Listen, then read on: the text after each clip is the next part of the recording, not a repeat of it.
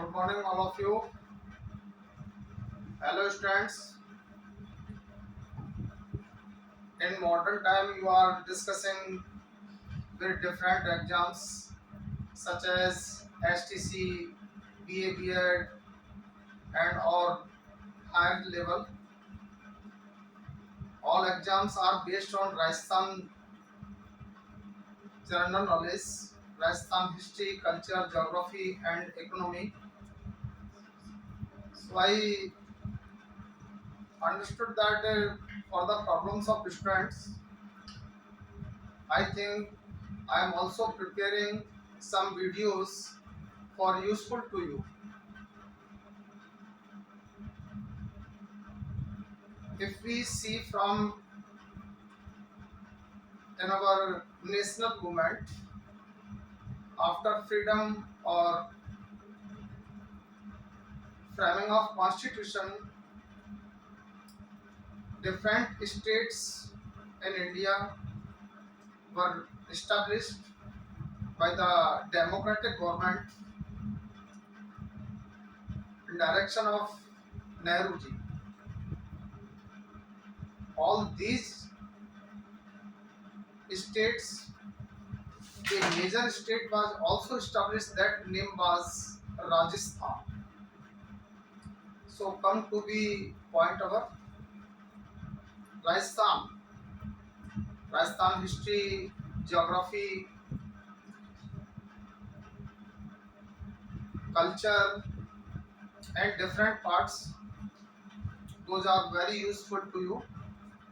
Firstly, I explain to you about the location of Rajasthan.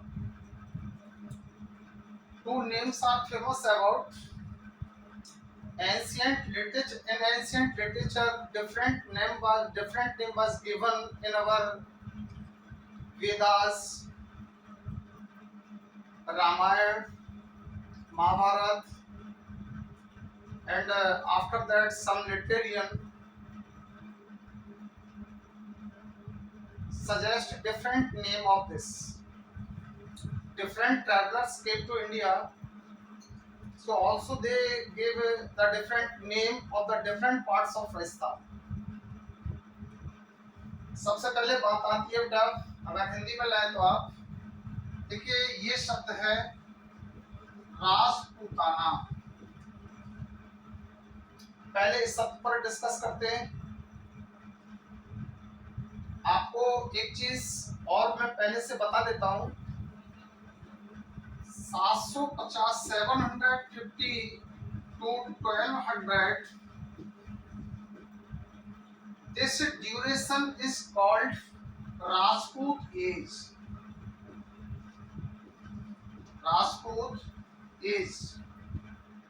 This duration, ये प्रश्न बेटा RS में भी पूछा गया है, स्कूल लेक्चरर्स में भी पूछा गया है, और जनरल व्यवहार के तौर पर आप लोगों को पता होना चाहिए, जो कम से कम 12th क्वालिफाई कर लो, 12th एग्जाम्स पास कर चुके हैं और डिफरेंट एग्जाम्स में अपनी प्रेजेंटेशन दे रहे हैं। हर कंट्री का, हर कंटिनेंट का अपना एक अलग हिस्ट्री है। राजस्थान में कुछ इतिहासकारों ने हिस्ट्री को 3 पार्ट्स में किया, विशेषकर कम्युनिस्टों ने, जिसमें stone age to Harshavardhan, that is called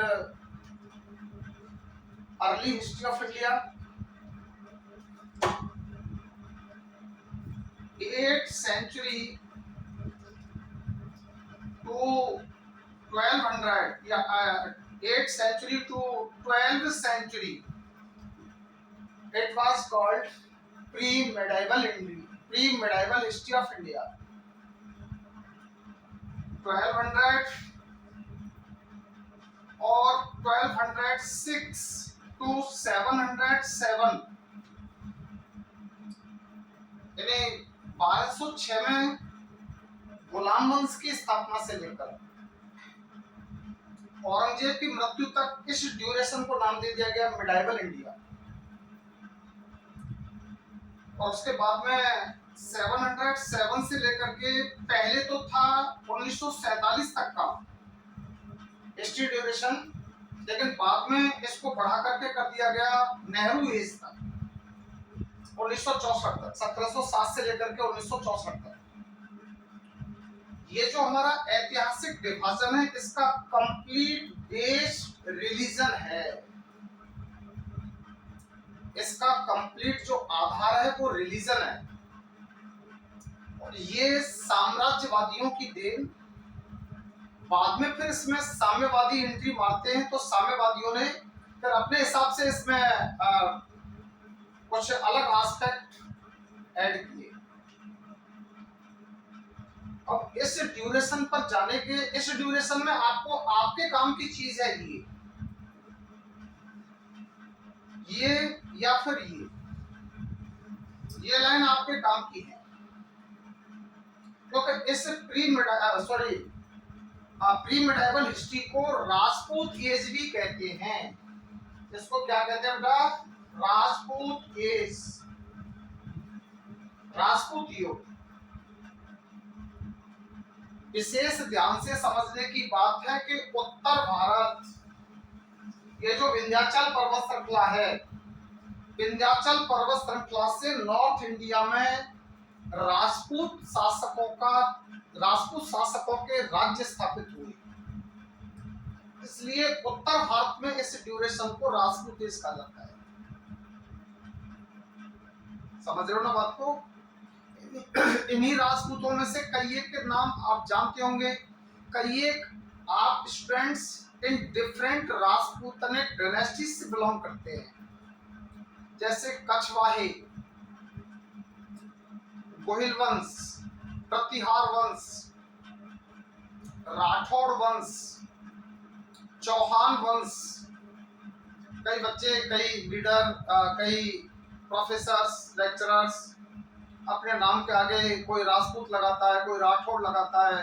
ये सारे चौहान वंश हैं, सॉरी ये सारे राजपूत वंश हैं। तो इस परंपरा से चलते हुए, इतना एंशिएंट में आपको नहीं ले जाऊंगा, मिडाइवल में तो चलेंगे ही, क्योंकि मिडाइवल से ही हमारा ये सारा पार्ट जुड़ा हुआ है।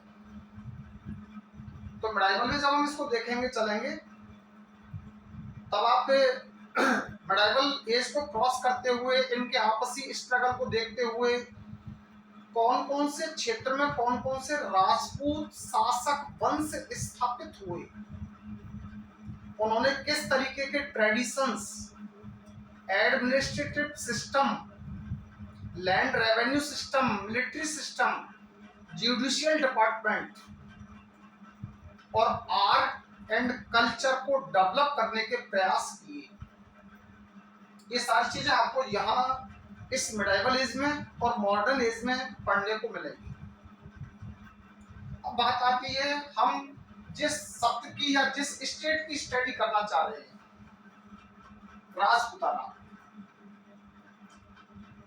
देखिए बेटा, लगभग जहां तक जो हिस्ट्री के स्टूडेंट्स हैं 12th के, जिन्होंने हिस्ट्री को पास आउट किया है, वो जानते हैं एक फेमस वार हुआ, प्लासी वार। और प्लासी वार के बाद में भारत की राजनीतिक व्यवस्था में एक बहुत बड़ा परिवर्तन आया। प्लासी के युद्ध में बंगाल के नवाब डिफीट हुए, सिराजुद्दौला, और अंग्रेज विजयी हुए। इसके बाद में फिर बक्सर का युद्ध हुआ 1764 में। जो कुछ कमी प्लासी युद्ध से रह गई, वो बक्सर युद्ध ने पूरी कर दी। इस पर एक किताब लिखी गई है, बहुत ही फेमस बुक है, from Plassey to partition. From Plassey to partition. तो इसे, अब ये जो व्यवस्था है, जो प्लासी युद्ध के बाद परिवर्तन को देखने को मिलती है, इसमें ब्रिटिश हुकूमत इंडिया में स्थापित होना शुरू करती है।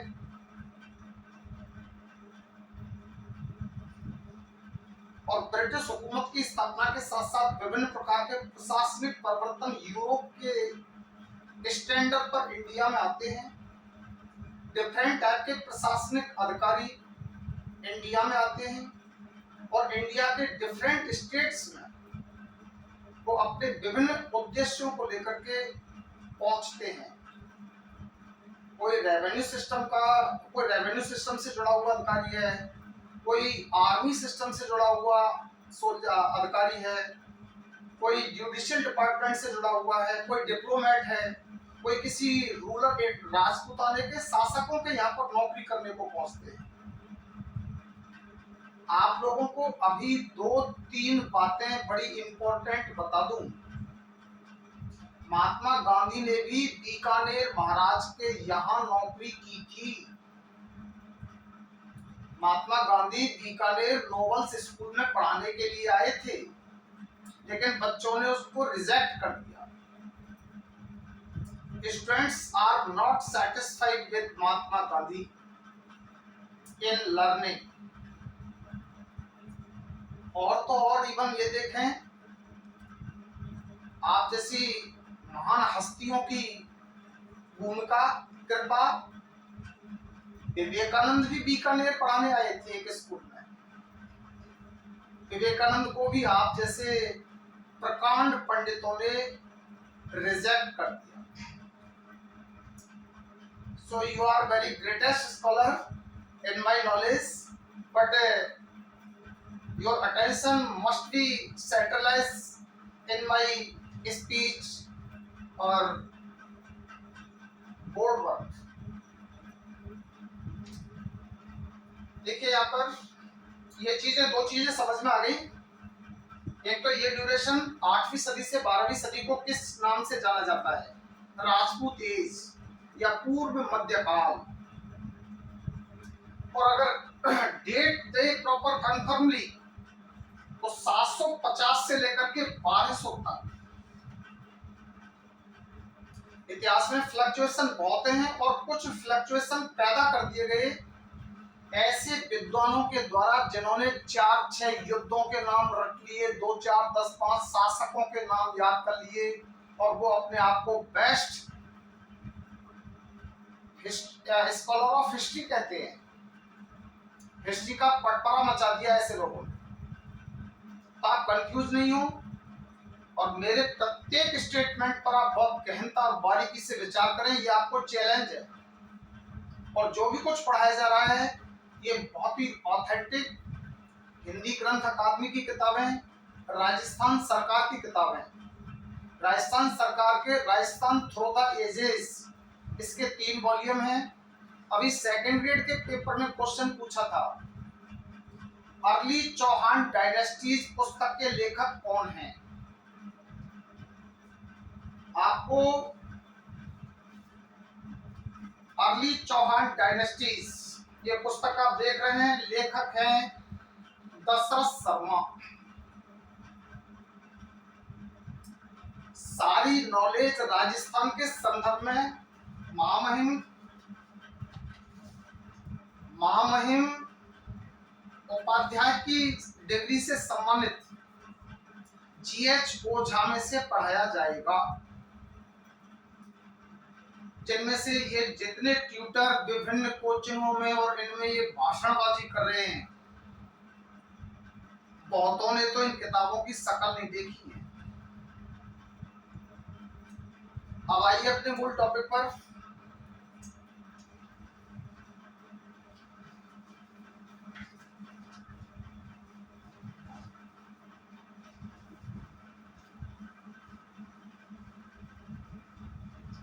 राजपूताना, यहाँ पर राजस्थान में एक अंग्रेज अधिकारी आया।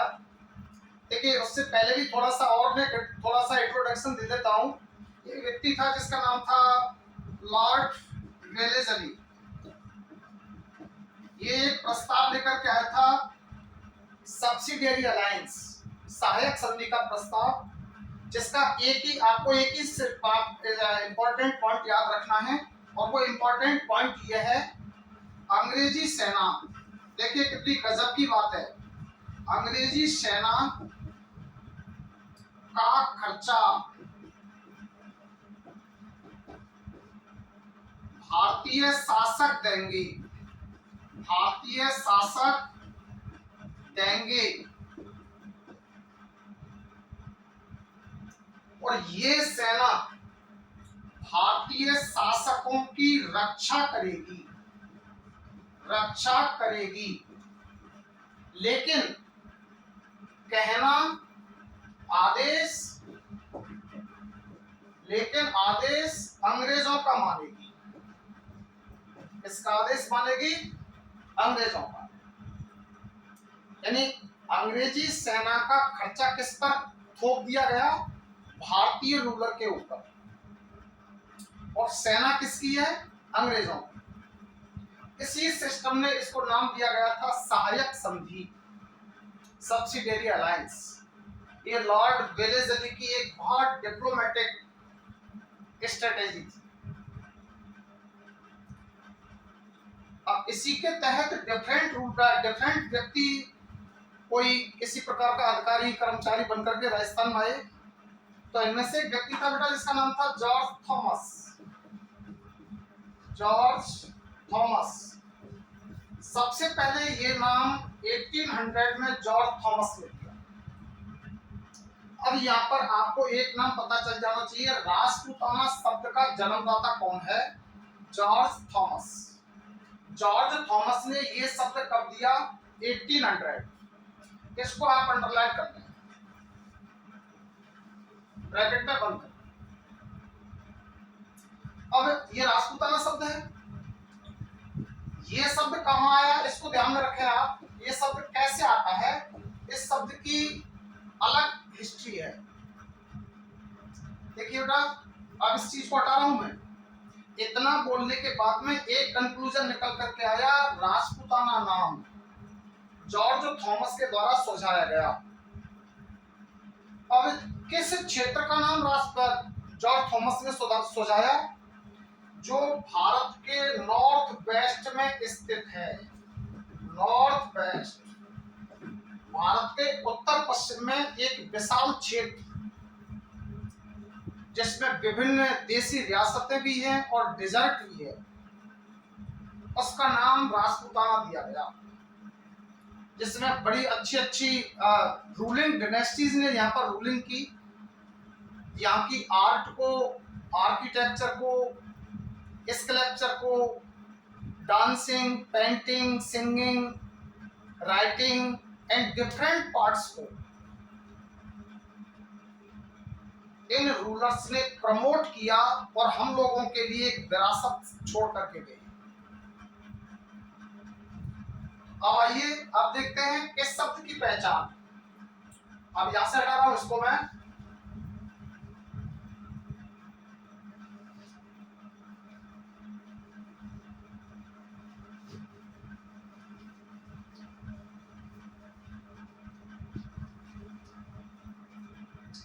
राजस्थान, देखिए एक व्यक्ति था और वही व्यक्ति है जो राजस्थान की हिस्ट्री को अंतरराष्ट्रीय लेवल तक ले गया। इस व्यक्ति पर शुरुआत में बहुत क्वेश्चन उठते रहे और उठते रहेंगे, उठते रहते भी हैं। ये व्यक्ति था James colonel Tod. James colonel Tod. इस व्यक्ति का जन्म इस्लिंगटन में हुआ था। इस्लिंगटन। कई लोगों को मैं देखता हूं बस सीधा आयरलैंड का नाम लिखा दिया। कर्नल टॉड का जन्म आयरलैंड में हुआ था। Ireland is a state, Islington is a city. In this city colonel James Tod was born. Proper स्थान का नाम ध्यान रखो। राजस्थान पुलिस के पेपर में आप लोगों से एक प्रश्न पूछ लिया गया था, एक सिक्का चलता रहा कि राजस्थान में गुप्तकालीन सिक्कों का सबसे बड़ा खजाना कहाँ मिला है।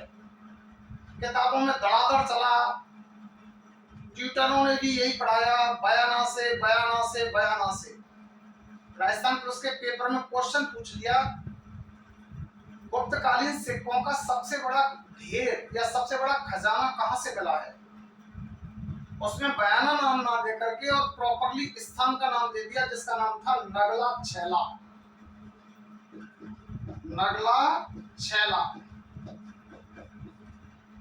आपसे ये पूछा जा सकता है जेम्स कर्नल टॉड का जन्म कहां हुआ था। वो आयरलैंड नहीं देगा, डेफिनेट 100% पे कह रहा हूं आपसे, क्योंकि अब तक जितने भी क्वेश्चन इस पर आए हैं वो किया जाए। इस्लिंगटन, कल मेरे पास 2 ही बच्चों के फोन आए और उन्होंने इस चीज पर मुझे बताया, डिस्कस किया, तो मैंने फिर उनको यही कहा। तो ये सारी चीजें आप देखें तो कर्नल जेम्स टॉड यहाँ भारत में एक सोल्जर के रूप में आता है, एक सैनिक के रूप में आता है, और सबसे पहले ये नौकरी करता है मराठाओं के यहाँ। कहाँ? मराठाओं के यहाँ। जसवंतराव होलकर के यहाँ, या शायद मुझे नाम याद नहीं आ रहा, लेकिन मराठाओं के यहाँ नौकरी करता है। ये चीज आप साइड में रख दें।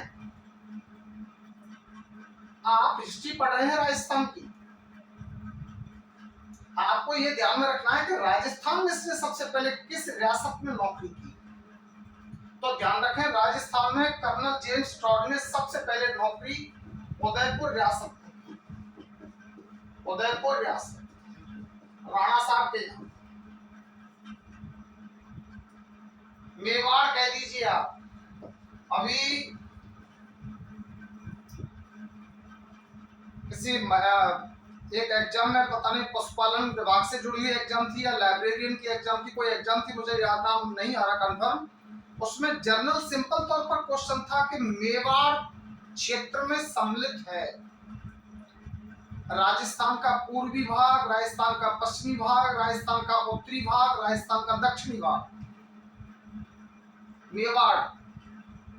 तो बड़ा सिंपल आंसर है, राजस्थान के ज्यादातर दक्षिणी भाग को मेवाड़ कहते हैं, जिसमें चित्तौड़, उदयपुर, राजसमंद, प्रतापगढ़, डूंगरपुर, बांसवाड़ा, ये मेवाड़ रियासत के अंतर्गत आते थे। आप कह सकते हैं डूंगरपुर, बांसवाड़ा को तो बागड़ क्षेत्र कहते हैं। वो ज्योग्राफिकल और लैंग्विस्टिक व्यवहार के आधार पर है। लेकिन जिस डिनेस्टी ने वहां पर रूलिंग की, वो रूलर्स कौन थे? गोहिल शासक। यहाँ पर शासन करने वाले कौन थे? गोहिल वंश।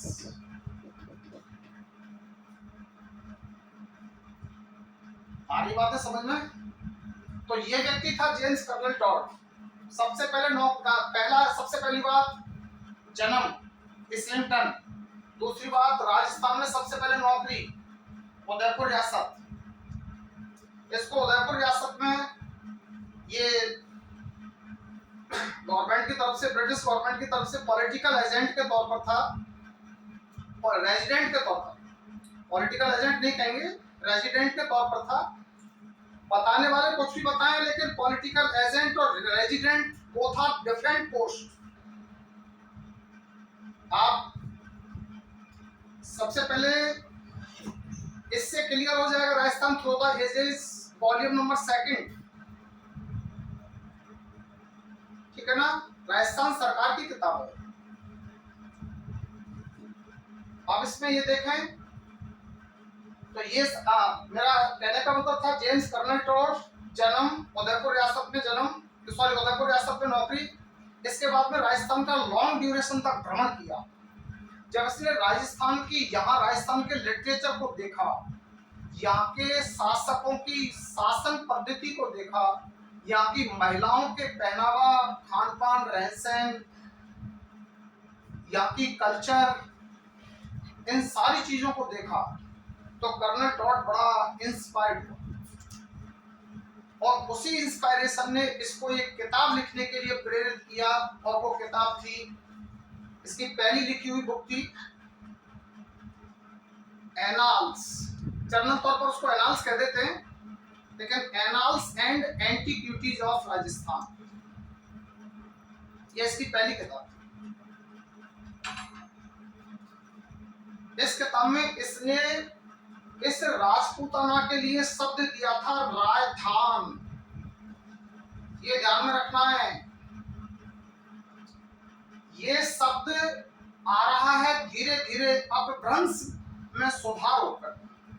पहले शब्द आया राजपूताना, जेम्स कर्नल टॉड ने इसको कहा राजधान, और जैसे जैसे भाषागत सुधार हुआ, राजपूतों के द्वारा शासन करने के स्थान को ये 30 मार्च 1949 एकीकरण की पद्धति में पढ़ाऊंगा। वैसे मेरा पहला लेक्चर पढ़ा हुआ है राजस्थान का एकीकरण, जो लगभग साल भर पहले मैंने इस पर डिलीवर किया था। अब दोबारा से फिर मैं बीच में किन्हीं कारणों से मैं लेक्चर डिलीवर नहीं कर पाया था, लेकिन अब continue Rajasthan history, Indian history, world history, 12th की पॉलिटिकल साइंस, 12th की हिस्ट्री, इस पर मेरे लेक्चर कंटिन्यू चलेंगे। और विशेषकर बता दूं, स्कूल लेक्चरर, फर्स्ट ग्रेड और असिस्टेंट प्रोफेसर एग्जाम देने वाले स्टूडेंट्स मुझसे कभी भी डिस्कस कर सकते हैं। किसी क्वेश्चन में कोई अगर कहीं आधा ज्यादा है तो उसके लिए यू आर वेलकम। कहां से किस टाइप का प्रश्न उठेगा, ये चीज आप जानने लगेंगे जब एक बहुत डेप्थ में जाकर के स्टडी करेंगे। तो यहाँ ये देख ले बेटा, ये शब्द दिया है रायथान, किसने? जेम्स कर्नल टॉड ने। किसमें? अपनी पहली कृति the annals and antiquities of Rajasthan. क्योंकि कर्नल टॉड संस्कृत नहीं जानता था और डिफरेंट लैंग्वेजेस, रीजनल लैंग्वेज नहीं जानता था, तो उसी टाइम पर जब कर्नल टॉड यहाँ पर भटक रहा था और यहाँ शासन प्रशासनिक गतिविधियों में पार्टिसिपेट कर रहा था और इतिहास से प्रभावित हुआ, उसी समय राजस्थान हिस्ट्री के लेखन में एक व्यक्ति बहुत अच्छी भूमिका निभा रहा था, वो भी इन चीजों को जानने के लिए लालायित था, जिसका नाम था यति ज्ञानचंद्र। कर्नल टॉड की मुलाकात होती है यति ज्ञानचंद्र के साथ में, और कर्नल टॉड यति ज्ञानचंद्र के साथ मिलकर यति ज्ञानचंद्र के निर्देशन में किताब लिखते हैं, the journey of western India. इस क्वेश्चन पर कई बार प्रश्न उठ चुका है, the journey of western India. Journey of western India colonel Tod ने किसको समर्पित की? और जनरल तौर पर कई ट्यूटर लिखा रहे हैं, कई की वीडियो वगैरह मैं देखता हूं, उसमें कह देते हैं कि कर्नल टॉड के गुरु यति ज्ञानचंद थे। गुरु के गुरु बनने का मतलब ये नहीं था कि ज्ञानचंद्र ने उसकी कोई क्लास ली, यति ज्ञानचंद्र ने उसको संस्कृत का ट्रांसलेट करके उसको बताया। इसलिए कर्नल टॉड इस चीज से बहुत प्रभावित हुआ और उसने जो किताब लिखी था जर्नी ऑफ वेस्टर्न इंडिया, उसमें वो सारी बुक और यति ज्ञानचंद्र को ही समर्पित कर।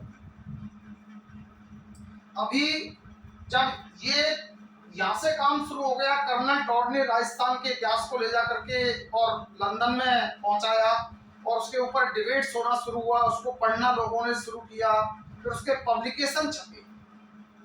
अभी तो एक टीचर ने यहाँ तक कह दिया है कि उसकी पत्नी ने जर्नी ऑफ वेस्टर्न इंडिया का वो किया था। तो मैंने तो ये कहीं नहीं पढ़ा है इन सारी बुक्स का जो मैं आपको रेफरेंस दे रहा हूँ। पता नहीं कहाँ से ढूंढ ढांड करके तो बच्चों को हिप्नोटाइज करने के लिए इस तरीके के एलिमेंट्स पेश करते हैं जिनका कोई आधार नहीं। तो ये आप देख रहे हैं, अब राजस्थान शब्द आ चुका है और राजस्थान शब्द के बाद में फिर स्वतंत्रता आंदोलन चलता है। स्वतंत्रता आंदोलन के बाद में राजस्थान में एक विशेष प्रकार का मूवमेंट चलता है जिसका नाम है प्रजामंडल आंदोलन।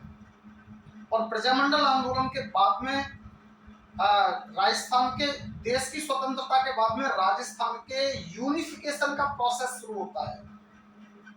और यूनिफिकेशन होता है 7 चरणों में, 7 स्टेप्स। तो जब हम 5वें स्टेप्स में चल रहे होते हैं तब ये नाम पड़ जाता है और इस नाम को वैधानिक मान्यता दे दी जाती है 26 जनवरी 1950 को इन कॉन्स्टिट्यूशन। आज आप जो राजस्थान देख रहे हैं, इसमें शुरुआत में जब राजस्थान का निर्माण हो गया, कंप्लीट निर्माण हुआ 1 नवंबर 1956 को। तो 1 नवंबर 1956 को कंप्लीट होने का मेरा कहने का मतलब है कि उसमें अजमेर मेरवाड़ा क्षेत्र को सेपरेट रखा गया, क्योंकि ये यूनियन टेरिटरी था ब्रिटिश हुकूमत में। जब आप संविधान सभा की स्टडी करेंगे, कॉन्स्टिट्यूएंट असेंबली की, तब आपको पता चलेगा कि ब्रिटिश हुकूमत में 4 यूनियन टेरिटरीज थी, जिनमें से एक हमारा अजमेर मेरवाड़ा भी था। तो मेरा कहने का मतलब है कि ये 26 जनवरी 1950 26 जनवरी 1950 इस टाइम पर राजस्थान में 24 डिस्ट्रिक्ट बनी। 1 नवंबर 56 में 25वां डिस्ट्रिक्ट अजमेर बन गया। इसके बाद में धौलपुर बन गया 26वां, ठीक है ना। इसके बाद में ये डिस्ट्रिक्ट बढ़ते बढ़ते बढ़ते बढ़ते आज आप कितने डिस्ट्रिक्ट की स्टडी कर रहे हैं? 50। अब यहां से आगे की गतिविधि आप देख लें। मैंने आपको केवल राजस्थान, राजस्थान और जेम्स कर्नल टॉड के बारे में बताया है। आज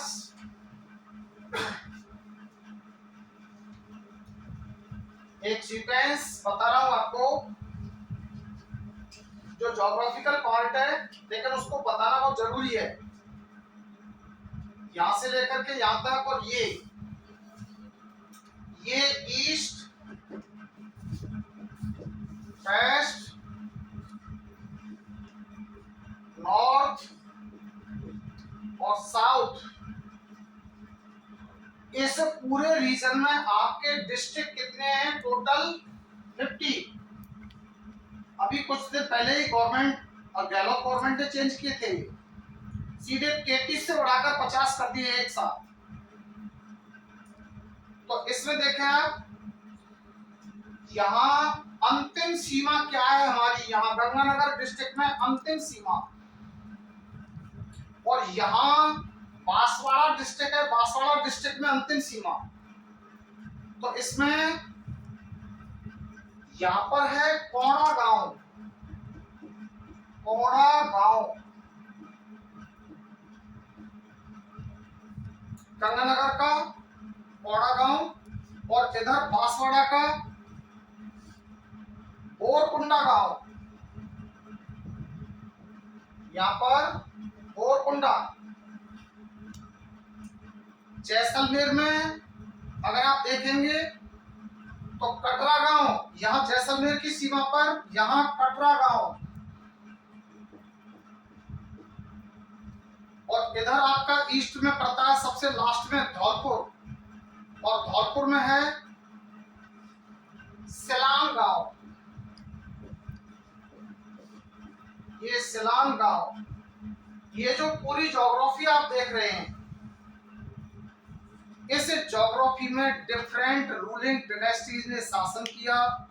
इसको विभिन्न चरणों से गुजरना पड़ा, विभिन्न प्रकार की एक्टिविटीज इन लोगों ने फॉलो की, और तब जाकर के ये पार्ट धीरे धीरे बढ़ता बढ़ता बढ़ता बढ़ता 25, 26, 27, 28, 29, 30, 33, 50। अब हर बार जब जैसे जैसे राजनीतिक अप्रोच बढ़ती है, तो आप देखें टेम्पल, फोर्ट, रिवर का पार्ट, डिजर्ट का part, forest, animals, cultural activities, language, ये सारा कुछ बदलता रहता है। कौन से क्षेत्र में कौन सी सीमा तक कौन सी भाषा चलती है, फलाना फोर्ट कौन से डिस्ट्रिक्ट में पड़ता है, फलाना टेम्पल कौन से डिस्ट्रिक्ट में पड़ता है, कौन सा रूट कौन से डिस्ट्रिक्ट को क्रॉस करते हुए निकलता है। तो ये सारी चीज देखते हुए अब मैं यहां से आगे अगला लेक्चर कल डिलीवर करूंगा।